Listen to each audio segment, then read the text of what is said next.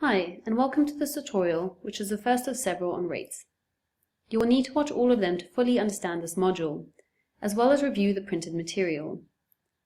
We are now going to introduce you to all the concepts you will come across when dealing with rates in ResRequest.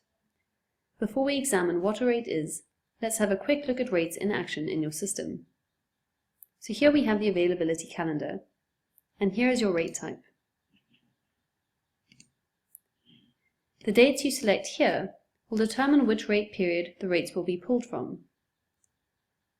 This pop-up asks you to select how many of each rate group you are booking.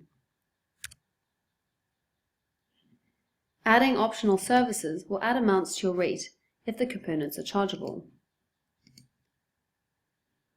Once you click Create,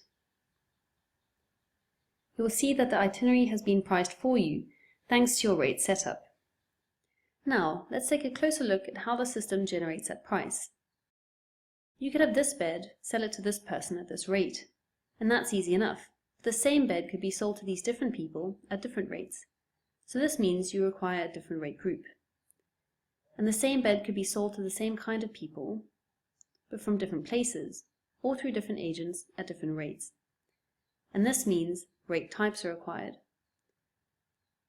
Plus, the same bed could cost different rates in different seasons, and this means you have different rate periods.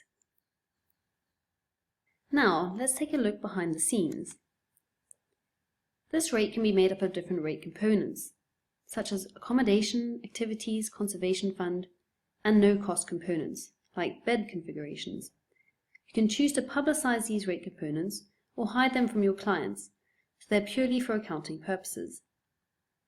These rate components can be fixed costs, or percentages of a whole, or a combination of both.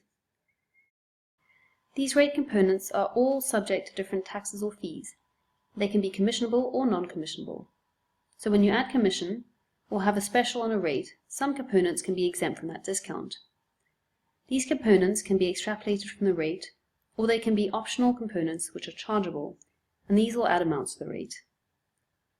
So that's rate components.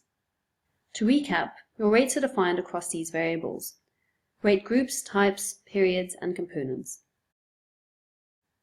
So that's an overview of rates and how they are compiled, and in the next tutorial we'll examine these variables in more detail.